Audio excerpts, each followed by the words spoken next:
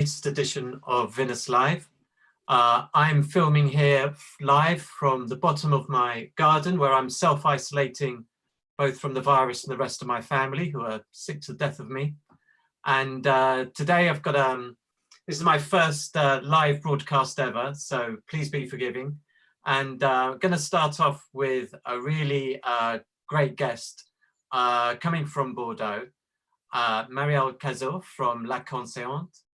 And it's a great lead on from last week's broadcast with Saskia de Rothschild from the, how's everything in Bordeaux with the lockdown? Okay, Bordeaux, Southwest in general is pretty safe, you know. We don't have a lot of cases of COVID-19, but we are in a lockdown situation. And of course, as the vine still growing, and believe me, it's an amazing vintage because I never seen that, you know. We are not the 1st of May and the shoots are like in the middle of May. We have like 3 weeks in advance. So all my team work, and it's fine because thinking about the vine, thinking about the wine, we don't honestly think about the situation, and we are just the head in the vine plant and the concentration with the, you know, the ground, the wine growing, the wine making, the aging of the 19, which is good. And we stick together, you know. We're in this situation, and even my salon master join us in the vines and help us to make the épantrage, you know, debudding. So everybody work close together, not too close, but Yeah. in the rows. And this is really fun and fine for this situation, which is really difficult for a lot of people. Are there some situations where it's difficult to keep your distance from other workers? Not now, because we have 1.5 meters between the rows, and we try to one guy work in a row. We let one row and then another guy, and we go like this to have at around 3 meter distance. And but I'm quite worried about the next racking. You know, when we make a racking in Conseillante, sometimes I help my salon master to just take the barrel down, and so we can be close, but we will wear a mask, which is the solution. Yeah. So it's fine. We are lucky, honestly. Yeah. And have you got a bottle of La Conseillante there to drink during this interview? Now we've got it going. One, yes, but it's this bottle is blind. And maybe you have to guess distance, which is very difficult to guess. But I have some clues for you. Go on then. So it's a dry vintage with a lot of sun in Bordeaux. I think it's yes, it's a very good vintage for Bordeaux. It's a vintage for every me. Vintage is good for Bordeaux, Marielle. Oh, come on. It's true, but this vintage for me have a special meaning. You score Antonio was nice with me. He put just 1 point more than you. And for me, I remember Antonio when he came to test en primeur, and he tasted this wine and he said, c'est magnifique. With, you know, he speaks a little bit of French with his Italian accent. And when it's the first time I met Antonio and he said, c'est magnifique. And I was, you know, I was like, oh, yes, we did a good job. And you test 2 times this bottle after the en primeur, of course. And one time you said maybe the bottle was not that, it was so-so on the bottle. Oh, really? Yes, but maybe it's the bottle, because it's really everybody likes this vintage, like this bottle. And I will guess 2015. Look, yes. Oh, there we go. Excellent. No, it's my first vintage at La Conseillante. Can you just tell us a little bit about yourself as you drink that wine, Marielle? Can you just tell me, like, were you born in Bordeaux? No, I born in Dax, which is a little town in the southwest. It's 2 hour driving south from Bordeaux. And it's not a place where we grow vines. We grow corn. We have a lot of pine trees, but not vine plants at all. And when you were young, did you drink wine with your parents? Of course. My father was, because now my parents are retired, but my father was in agriculture. So he grew corn, soya, a lot of things, you know. And my mother was an accountant. And so we love wine because my father is a wine lover. He had a lot of friends because he hunts, you know.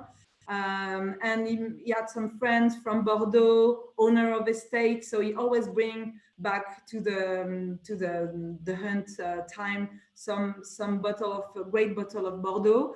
And when I was 18, maybe a little bit before, my father opened for me Félan Ségur 1989, and I was like shocked, you know. Say, oh my God, this is very good. I never drink a red wine, and I was like shocked, and it's like a knockout for me. I said, it's really interesting to drink red wine because this bottle is just full of perfume, and it's delicious, and especially when you eat. So then my father opened more and more bottles, and I decide, because I always like cooking. I think I'm not a bad cooker. I tried not to be a bad cooker. I tried. And when I was young, I said maybe I will be a chef, or maybe we call it a nose. You know, somebody who makes the perfume. And finally, I found my way. It's like. It's not to be a cook, it's not to be to make a perfume, but it's something in the middle, you know. And walking outside, it's maybe a little bit with my DNA. My father gave me the passion of the ground, the passion of the earth, you know. And it's very important for me to work in this in agriculture. And so did you go to agricultural college? Yes and no. After my baccalaureate, which is the grade, as you said, you graduated in France, you have your baccalaureate. Yeah. Then I go to an engineer school, you know. It's a 5 year, so it's a school in 5 years after the baccalaureate, and it's now the name change. It's BSA, Bordeaux Sciences Agro, so it's a school of agronomy and agriculture. Okay, so it's both, and at the end you can choose the specialization. So I choose wine growing and winemaking, and after that school I joined the faculty of enology in Bordeaux to be graduate as an enologist, which is a diploma you get from the faculty. Was there a moment when you thought, I'm going to be a winemaker? When? Yeah, was there a moment where you suddenly thought, I'm going to be a winemaker, or was it something that gradually you decided? Yes. It's gradually decided, but when I joined this school of agronomy, I knew the winemaking will be something very interesting for me, and I choose to. I met some friend, and the parents of somebody in the family had an estate in Saint-Emilion, and they asked me, come to the estate during the holidays and work with us and see if you like it. And I went to this estate, and I closed with all the family, and I tried to work with them during my holidays, and I really enjoy. So finally, the decision was really in a short period, like in 6 months, I knew I will be a winemaker, and it was my way. And it's not far. It's La Grafijac, you know. It was in 1998. I was like an intern at La Grafijac, you know, just to see if the job was okay for me. Yeah. What kind of person were you like when you were young? Did you have, you're quite into music, aren't you? You're a bit of a rock chick, is that true? Yes, because of my father. Oh, really? Yeah, my father is a rock farmer, you know, he in his tractor, always the music very loud. And at 12 years old, he'll bring me, my first concert was Santana when I was 12 with him and my sister.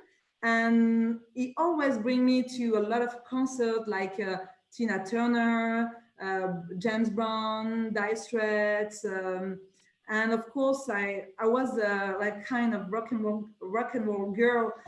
When I was a kid, I loved Guns N' Roses, so I went to Paris to see them.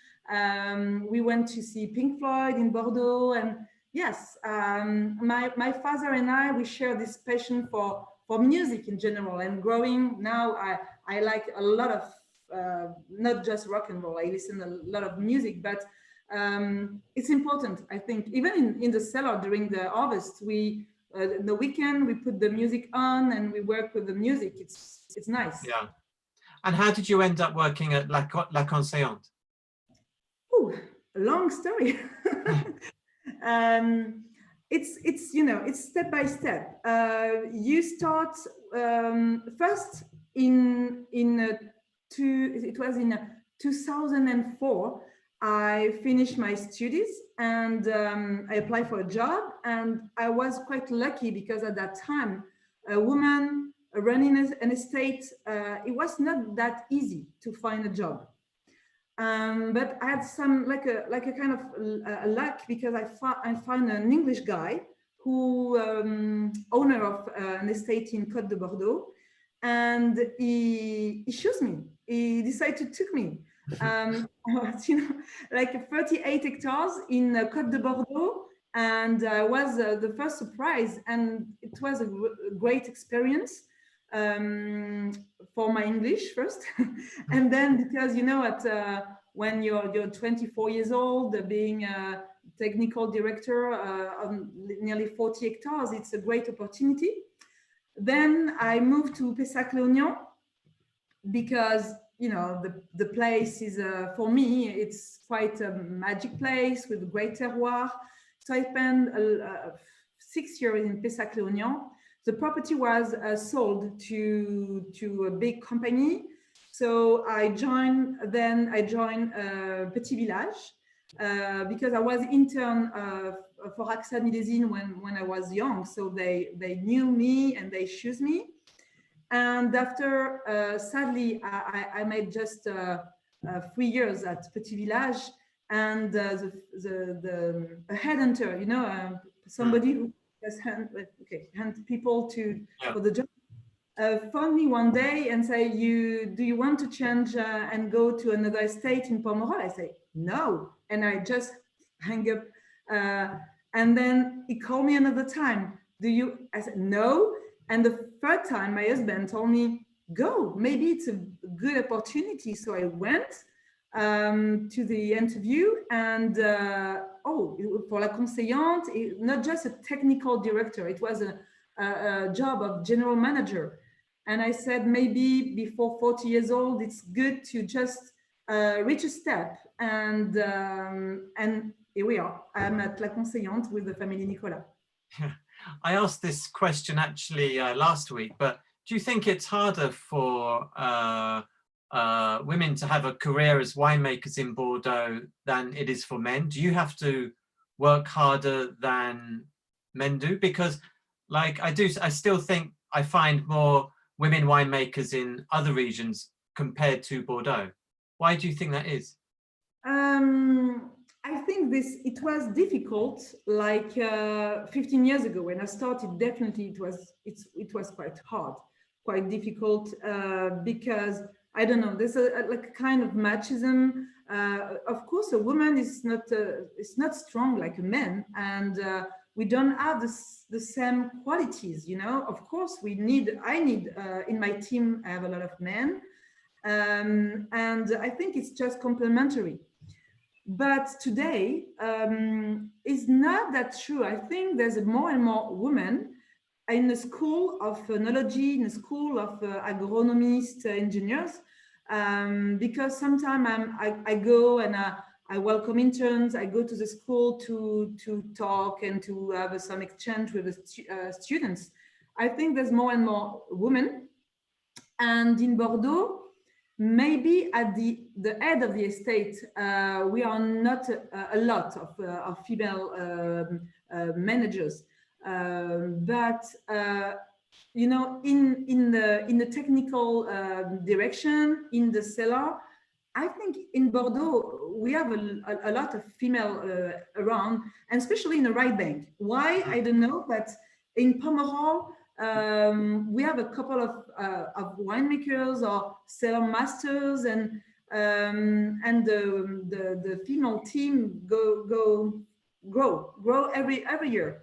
And I honestly, is it more difficult? I think it's not, because if you're honest, if you talk with your colleague, saying, okay, you're stronger than me, you know something in how you drive the tractor, how you manage your stuff, you know, your tools to make the plowing or something. You say, okay, it's not my thing, so please teach me, and I will teach you other things. So it just you give and they give to you, and you talk to people, and finally, being a woman, for me, it's more an advantage, because if you work hard and you're honest with your colleague, it's they listen to you. And sometimes two men, you know, between, I see every year, every day with my colleagues, sometimes two men can be, you know, it's like two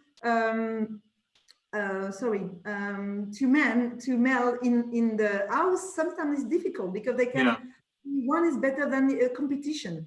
And with a woman, it's not a competition, it's not seduction, but it's a kind of just be complementary. Yeah.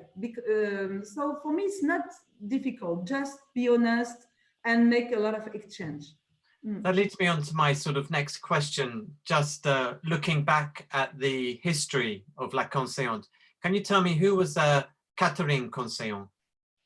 Yes, so it's important to talk about Catherine, and so she was at the head of the estate in 1700, so 300 years ago, and apparently, because it's just what I read about her, everybody called her the Iron Lady, the Dame de Fer, which is, I think, a woman quite strong, but at this time, I guess, with the machismo around, she was single.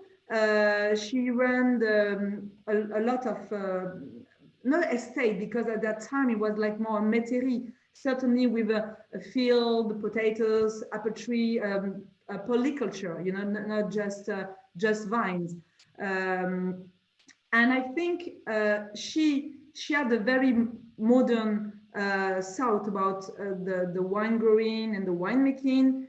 She made a house to stay at La Conseillante during the harvest and to take care about the wine. So she was for the time very modern, and I would love to meet her. Yeah, yeah. And then La Conseillante is, I guess, slightly unusual in that it's had a long period of being owned by the same family. Yes, yes. So Catherine Conseillante gave La Conseillante to her niece, and the niece after give it to the family Princeteau. And after the Princeteau, I don't know why they sell to Louis Nicolas. So now it's written in a bottle. since 1871, so nearly 150 years in the same family. What advantages, does that bring some advantages being owned by a family compared to, I mean, you worked at Petit Village before, owned by Accès Millésime. Yeah. What's the difference between the two, do you think? Okay, it's completely different.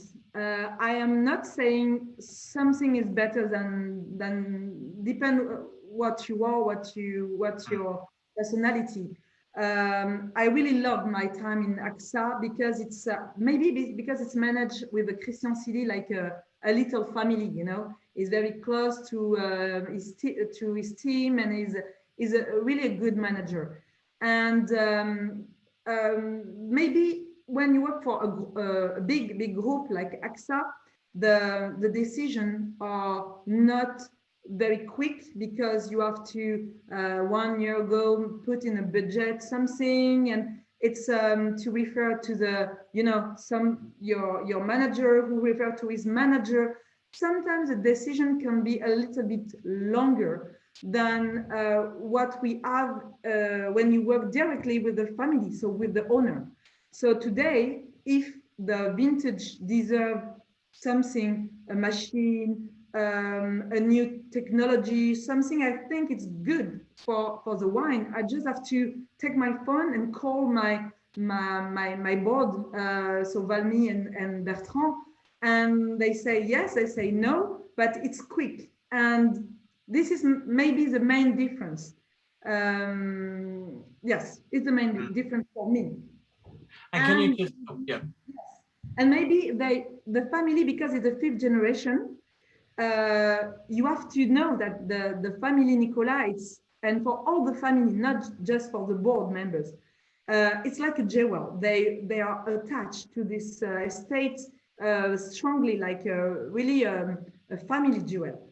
So they trust you, and they when you work, they always say thank you. And I say, no, don't tell me thank you, but they're so involved. They know exactly that kind of wine they want, they don't want, and they want. So working with the idea of what they like, the test of La Conseillante, it's to work to be my job, to make my job of winemaker. It's easy, you know, because I know what they want, and yeah, very important. They want the best. And can you tell us a little bit about the vineyard? Okay.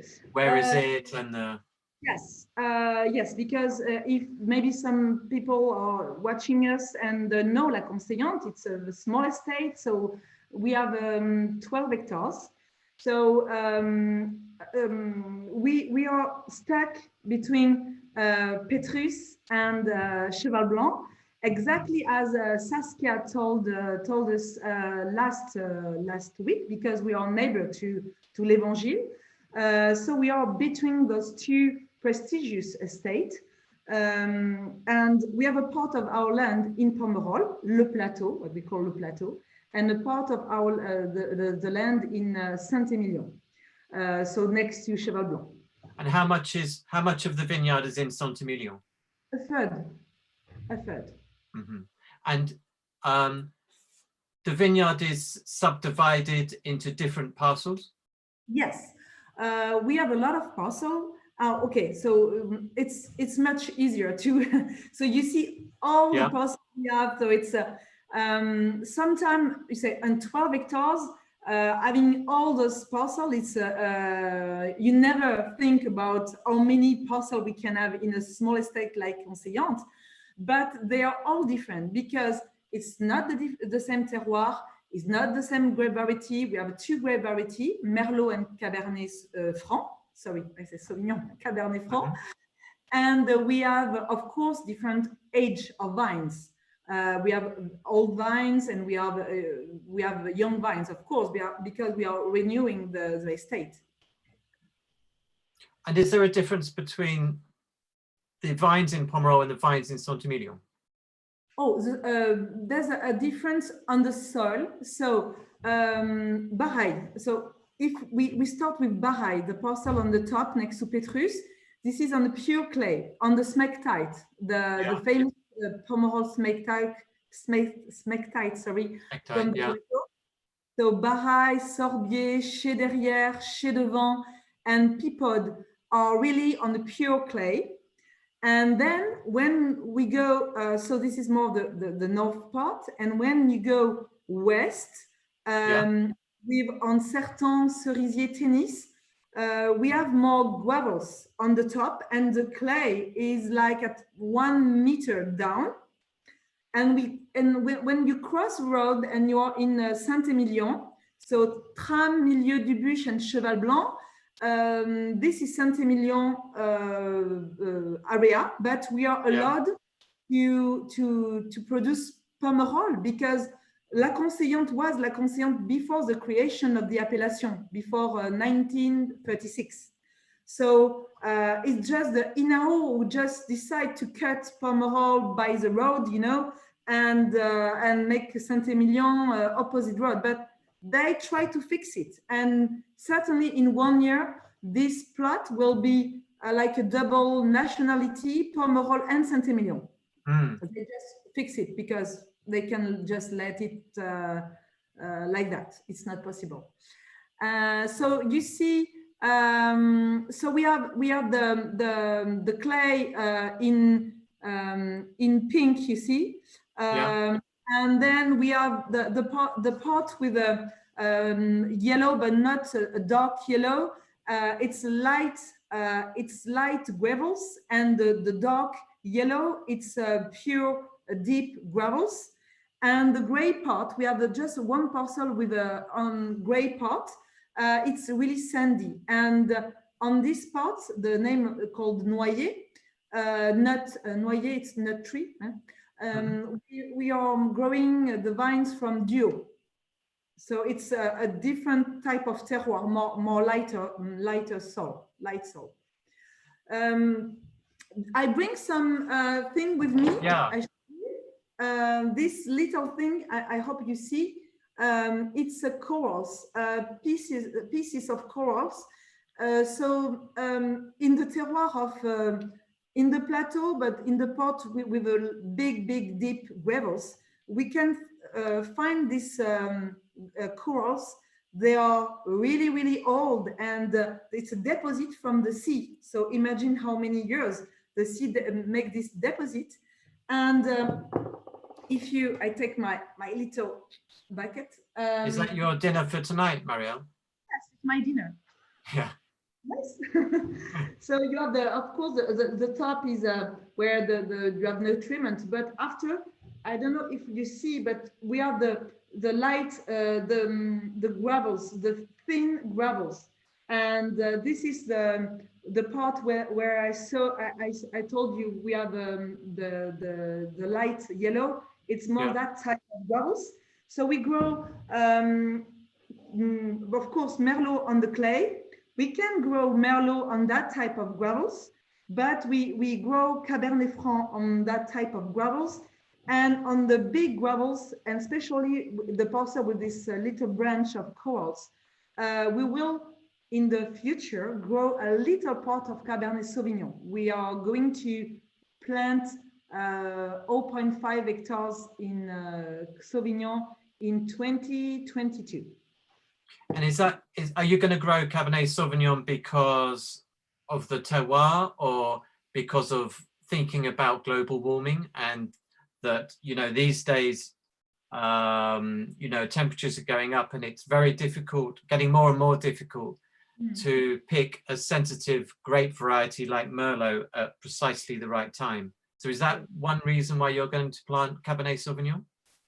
3 reasons. So exactly what you said. First, because the terroir is a good terroir to grow Cabernet Sauvignon. And I of course, I asked 3 different experts like the Lydia and Claude Bourguignon, who helped me for the renewing of the vineyard.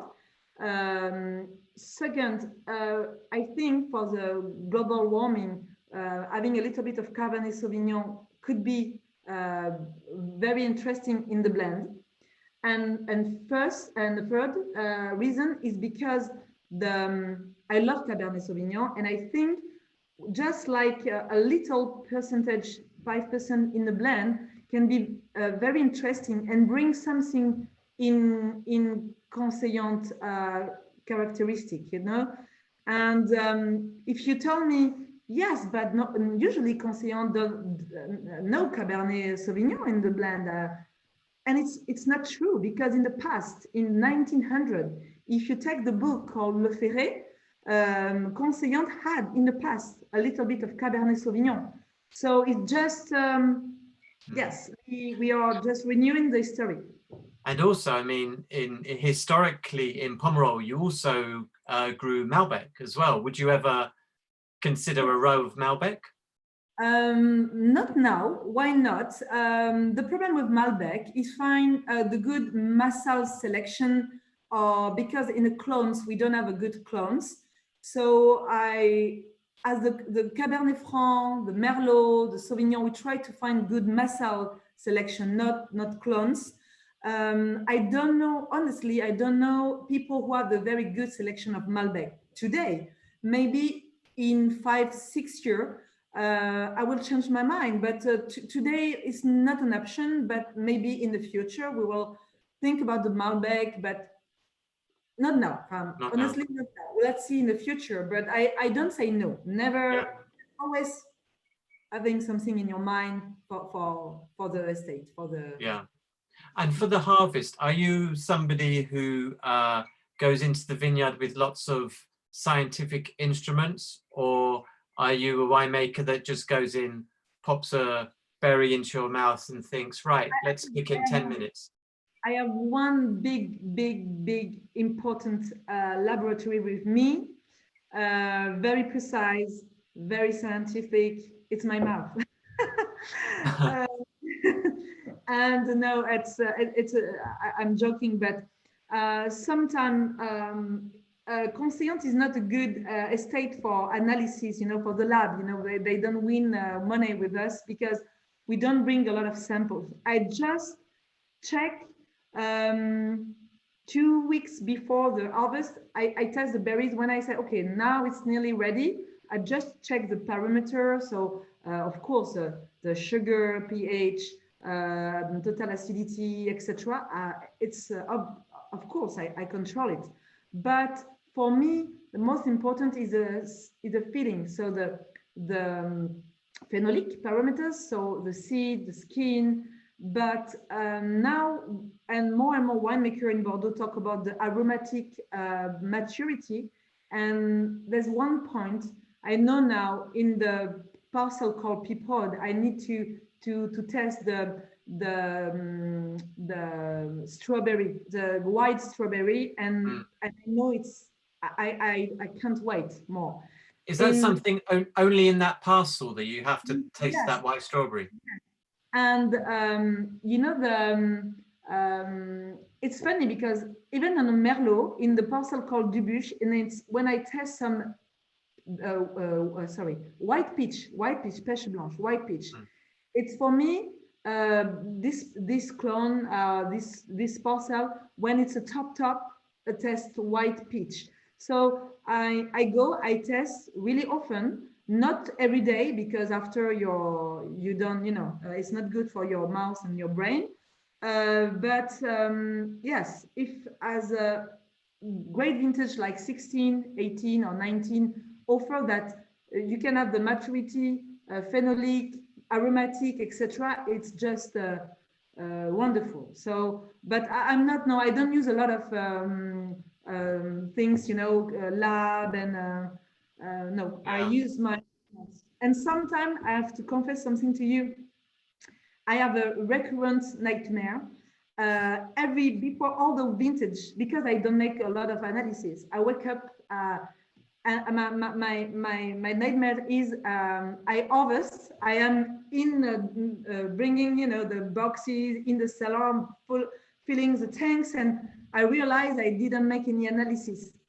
And and finally the degree is not good and the acidity is too high, and it's like panicky, and I wake up, oh my god. So it's a nightmare every year. Believe me, I make this nightmare. It's stupid, I know, but every year. So voilà.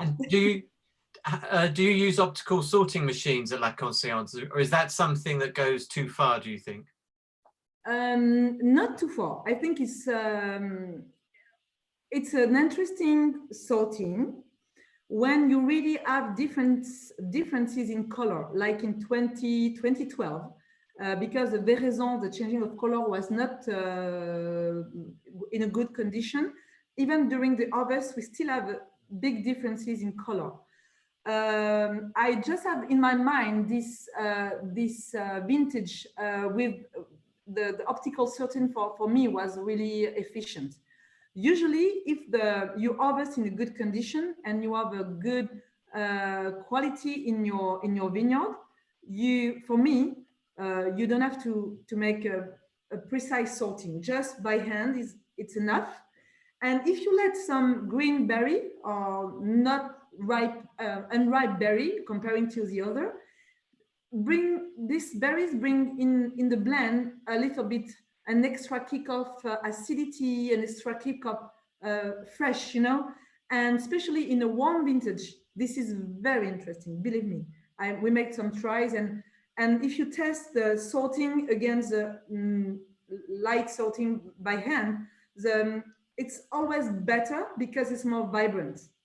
So if I have to make a huge sorting because the climate is not good, I really need to make a very precise sorting as I did in 17 because of the frost, I will use a density machine, because a density machine is for me go really far in the sorting and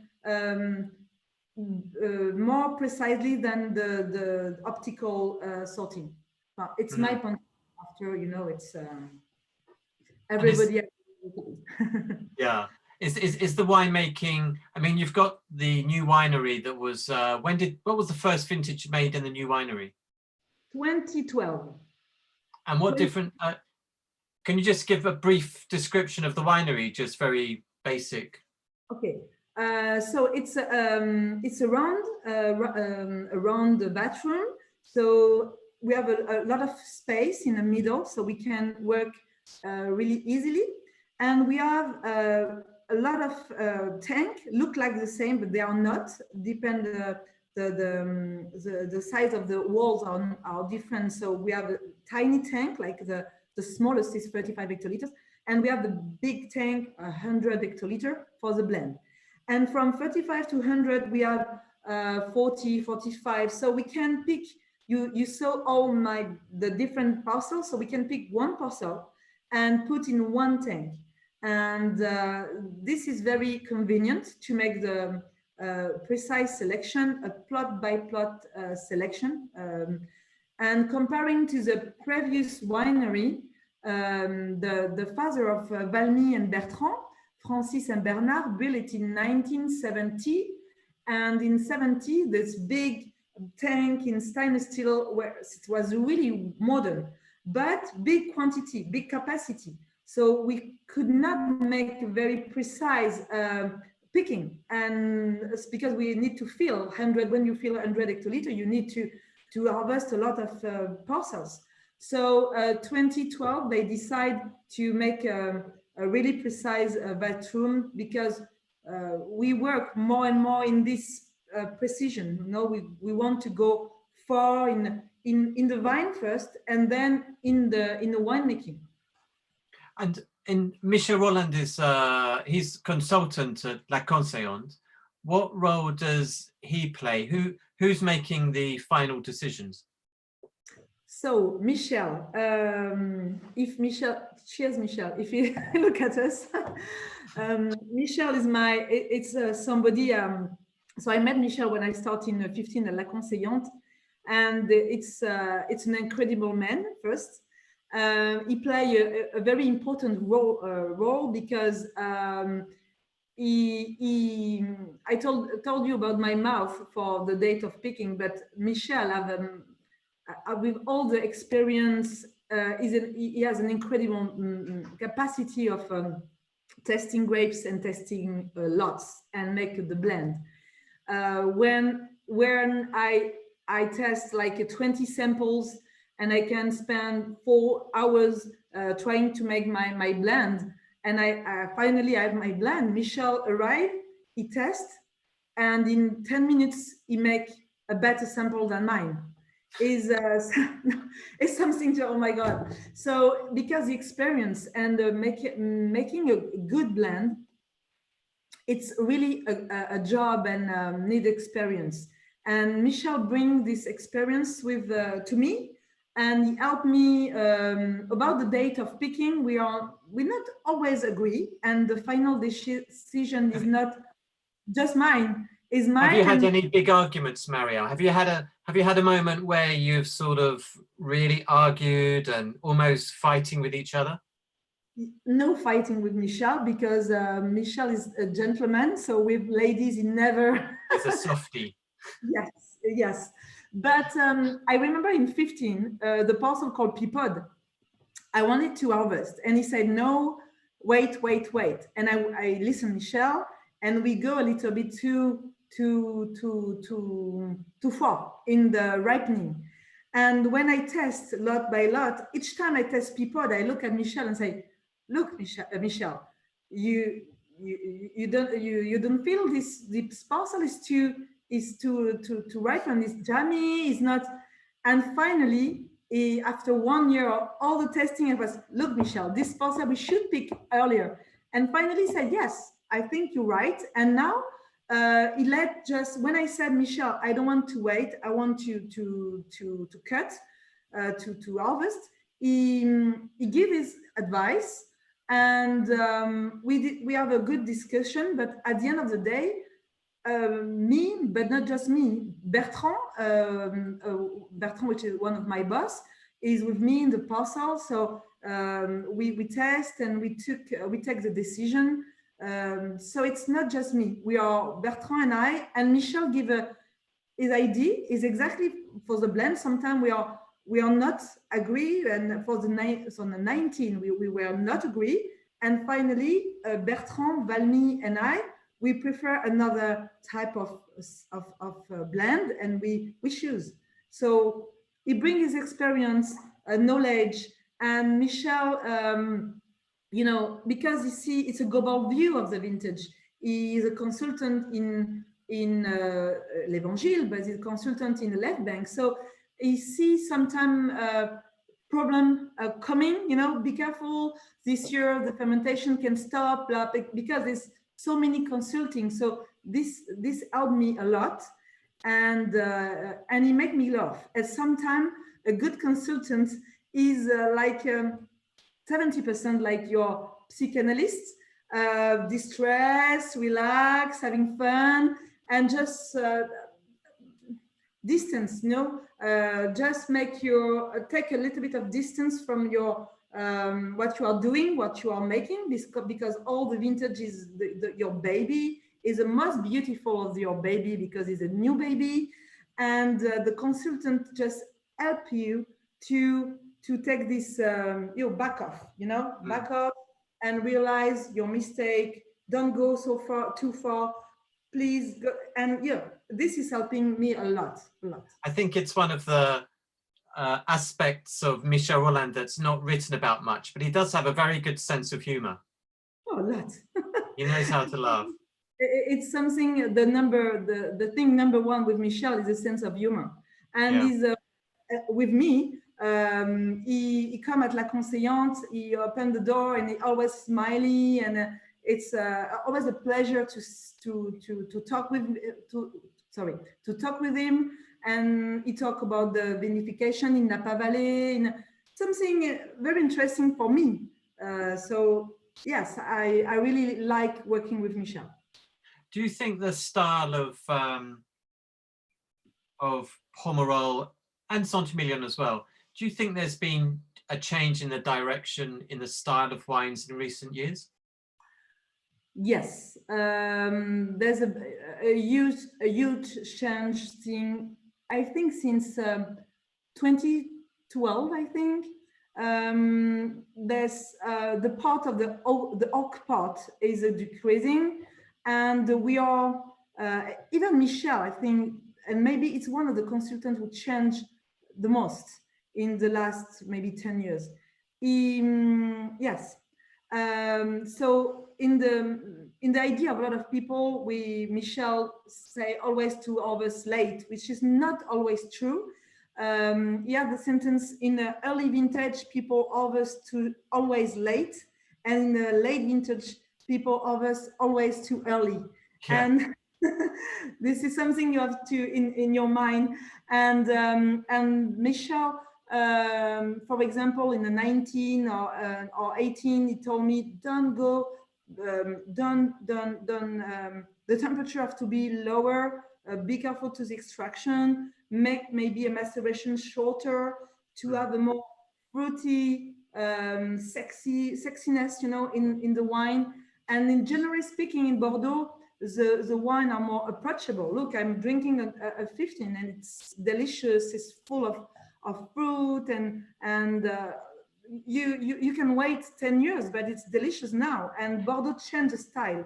Yeah, I mean, somebody, one of the viewers asked a question about how important is it for you to make a wine that's very approachable? And if you make a wine that drinks young, does it mean that those wines cannot age? So when I make wine, when I make wine, the team, the team make wine. So Patrick, my cellar master, and I, we don't think about making a wine approachable. We are thinking about making a wine the more precise, the more pure in terms of aromas.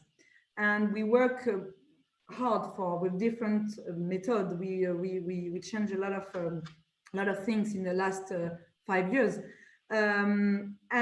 Because from the beginning, from the harvest to the bottle, we are so precise, and especially the bottling.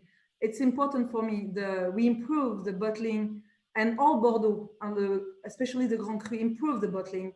We bottle on the nitrogen system. We control the oxygen, etc. So that makes the wine more precise in the bottle and less heterogeneous between the bottles. So at the end, the wine is more approachable. Maybe because it's we work softer. We take care in details of little things. So at the end, the wine is more fine, approachable, not tight. But I see with the 15 or the 16, this bottle, so it's 5 years, but of course, I don't know if the bottle will be at the apogee in 12 or 15 years or 20 years, depend what you like in terms of aromas. But I'm sure this bottle will be wonderful in 15 years. So who now keep the bottle 30 years? I don't know. But interesting for me, it's the people, the consumer. They buy a case of Conseillante. It's quite expensive. And they can't wait. They open one bottle for Christmas and they like it. It's a perfect wine, a fruit bomb with a sexiness, silky. So they say, yes, I buy and it's deserved the price. And they can rebuy another case, or they can open 1, 2, 3 bottles, let 3 other bottles for the future. But they have a good idea about the quality of Conseillante, and they can buy more Conseillante. If they open a bottle and the wine is tight, is no aromatic, no dry end, you say, okay, I'm going to open the second bottle in 3 years. Let's see. And you're less inclined to buy more Conseillante. So I think it's important. I don't work in this aim, in this goal, but I think it's important, of course. And how was your the 2019 vintage? I haven't tasted it, but what's the wine like? Maybe nobody's tasted it. No, so nobody. Sorry, now it's the sun come back in Bordeaux. It's really warm. Yeah. So it's the 19. Honestly, nobody tests it for the moment. It's I don't like to compare the vintage, but it's something between the 18 and the 16. So you have the perfume, for me, the purity, and the la race, which is how you say la race. La race in French is something vibrant. Yeah, the race. We say the race. You can say, yeah, tension, race. The race of the sophistication of the 16, and you have this power of the 19, the 18. Sorry. So it's something between the two vintages, and and I think it's like, yes, it's a huge bomb. And one day, so you will test it. But do you find it frustrating that, you know, nobody can taste it because of the lockdown, and there's been no Prima tastings in April this year? How does that make you feel as a winemaker? Yes, so we have to say first, it's just a question of wine. Is not, you know, with this hard time where people are suffer, some people die, some people scared for the family, some people are just in a apartment, a flat, really tiny, showing en primeur, selling our wine is something finally with a very small, it's not important, you see. And so I don't have the right to be frustrated. Okay, we made a good job, we have a good wine, and the wine is good and will be good in 1, 2, 6 months or 6 months, and in 1 year, and when it will be in bottle. But of course, the primeur, the en primeur period, as a winemaker, it's a party.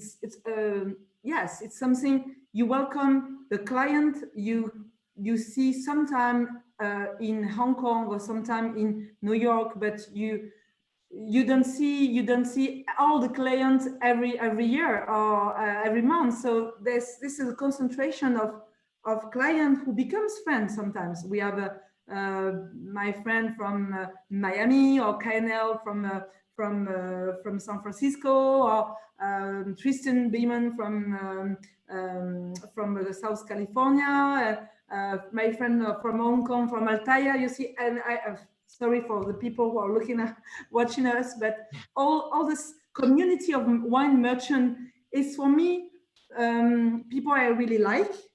We share always a good bottle, our passion, and then there's the journalist. So you come, Antonio come, and the others, they come. We share the passion, the what we do, what we made, what the problem we had, the fun we had to make some bottles, and it's nice to share all those moments. But you know, that it is what it is. We will wait 1, 2 months, maybe 6 months, maybe 1 year, I don't know. And I pray for next year, making this again, this super party en primeur, because it's so much fun, so much friend coming. It's a nice thing for Bordeaux, and for the reputation of the Bordeaux, and something very important. It's in the world of the wine world, it's a little event. So I hope this keep going in the future, of course. How important are critics' scores to you? How important? Do you look at them carefully, or do you? Of course. It's like, I am like a kid sometimes, you know, when I was young, and I bring 18 to 20 to my father. And I was very proud, and he say, why don't you have just 18? Why not 20? Oh, and I'm still a kid in this, you know, a part of me is a kid, because you wait for the score, and it's like it's an award, you know, who give your award from all you did during 1 year. And sometimes it's just you're super happy, sometimes you're just super sad. And time after time, honestly, time after time, and especially on the 18, because we suffer a lot on this vintage. It was very difficult, very challenging, and I was very proud. And my team, because we worked together, we were very proud of this wine, and we said, okay, we don't care. We don't care. We did what the best we could do, and now we have to be a little bit, you know, okay, don't take personally. You know, it's not it's just a testing at one time. Don't take it personally. So I grew up a little bit with this 18 vintage, and now for me, a score is important because it's still an award for all the team, and I'll always share the score with my team, with the family, and we don't make especially an advertisement